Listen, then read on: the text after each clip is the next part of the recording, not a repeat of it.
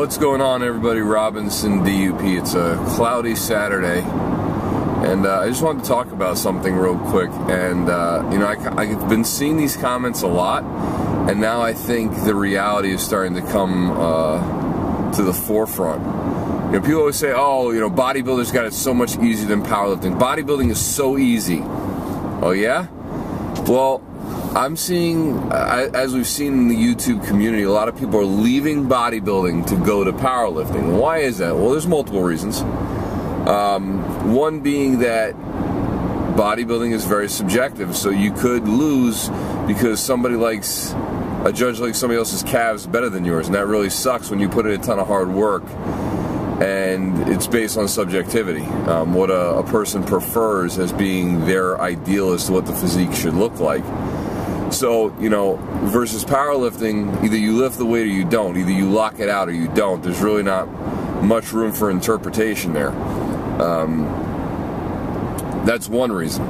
But the other reason, and I'm going to say this, the dieting in bodybuilding by far is harder than anything a powerlifter has to do. Okay?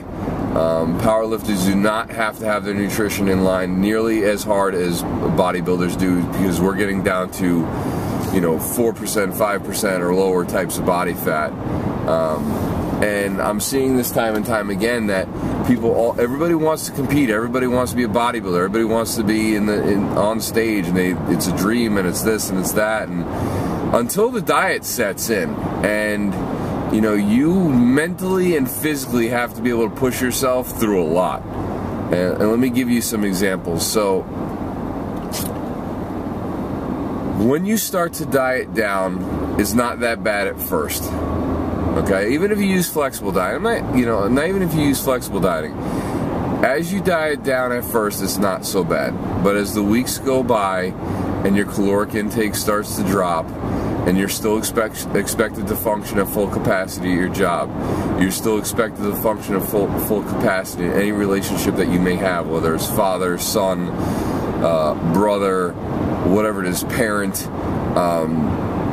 It can be very taxing on you when you're depleted, worn out, your calories are getting low, to mentally and physically function to the way that you're used to functioning.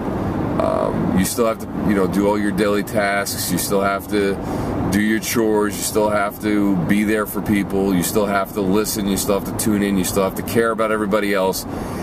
And it's hard enough for you just to get through your hour to hour and a half of workouts and whatever cardio you have to do. That's the reality. I'm not going to glorify it. And I'm not trying to make it sound like we're elitists either, because anybody could really do it. It's just a matter of mindset.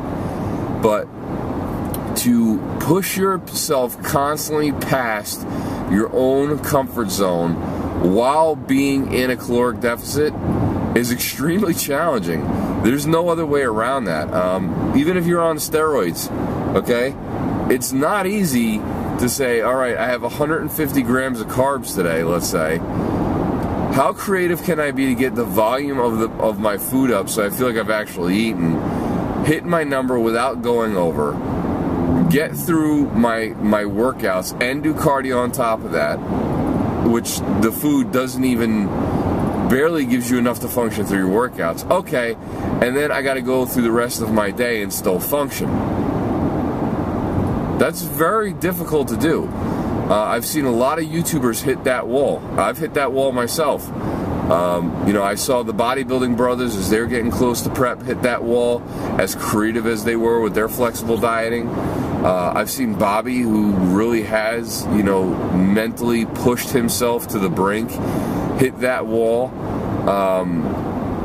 You know, I've seen a lot of guys hit that wall. Nick Wright burnt out.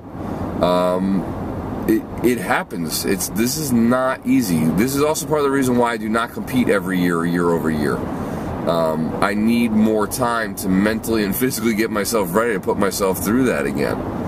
And while I'm on this topic of prepping and dieting, I was having a discussion with someone, and I was saying, you know, a lot of people try to diet down in 16 to 20 weeks. And if you've got 30 to 40 pounds to lose, that can be a lot on your body, and mentally it can be a lot on you to drop that kind of weight, where you have to do things to get that weight off where had you taken longer to diet down, the cutting wouldn't have been as bad. I mean, regardless, you're still going to hit that wall, but you may not have hit it as hard. So, for instance, the first time I prepped, I did it over the course of 20 to 24 weeks. I went from 227 pounds to 173 pounds. That was a 50-pound cut. The last couple weeks for me, and not because my coach did anything wrong, he took a very scientific approach. He had insisted that I take a longer cut. I was the one who kind of pushed the envelope. I did that cut. I made it to 173, and I still could have been leaner. But that was because I pushed and pushed and pushed and pushed and pushed and pushed and pushed to get down to a competition weight. And there are days where I absolutely hated it. I barely could get through my workouts. I had to grind almost every set and every rep the entire way.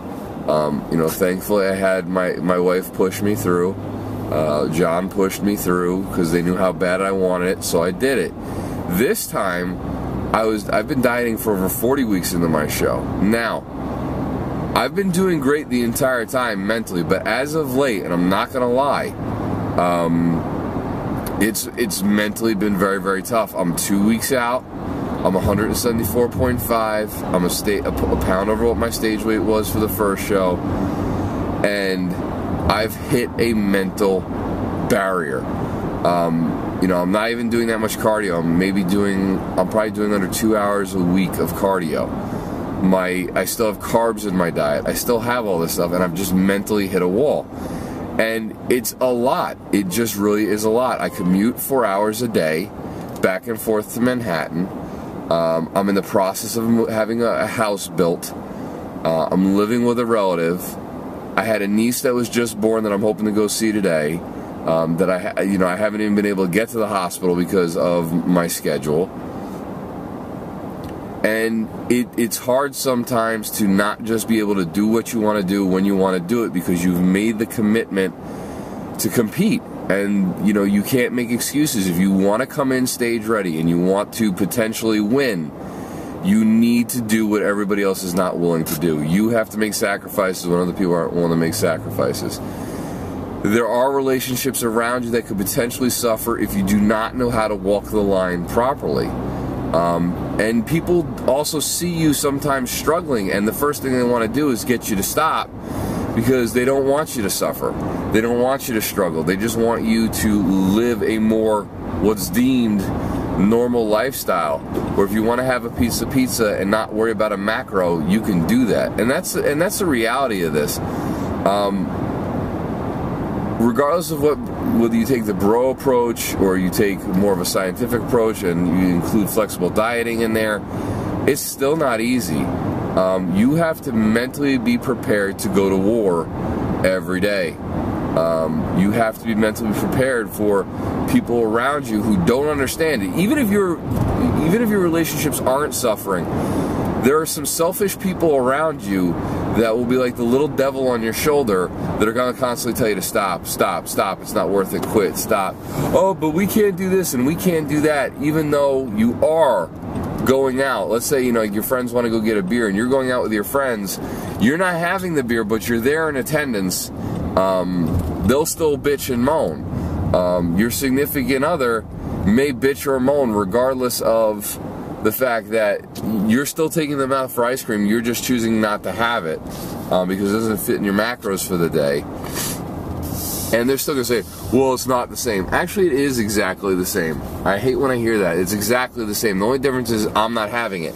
So if I decided that I never wanted to have ice cream in my life, but I still took you to take ice cream, then nothing's changed. It doesn't affect your lifestyle. If you want to go out to dinner and I take you to dinner and, I choose that I have to have my meal beforehand or whatever the case may be, the only thing different is I'm not having a meal or I'm not having a beer while I'm out. But I'm still attending events, I'm still going places. I mean, I've still gone to barbecues, I've still gone to birthday parties. In certain instances, I've brought my food or a food scale, that way I can make sure I stay on point. But I'm not participating in life. I still participate in life, but It's the preconceived idea of what people around you see and how uncomfortable they become with what you're doing, so therefore they ride you about it. So imagine family and friends abandoning you, riding you about it, nagging you about it all the time, even though you're still attending the event and doing everything and acting the same way you would have acted. Trying to find the energy to go through your workouts on a lower amount of calories than you're accustomed to taking in, doing cardio when you need to get it done, fitting all of this in while still managing the rest of your life. It's a lot. So please stop saying bodybuilding is easy, because it's way more of a mental and physical grind than you could possibly imagine. Alright guys, I'll talk to you later.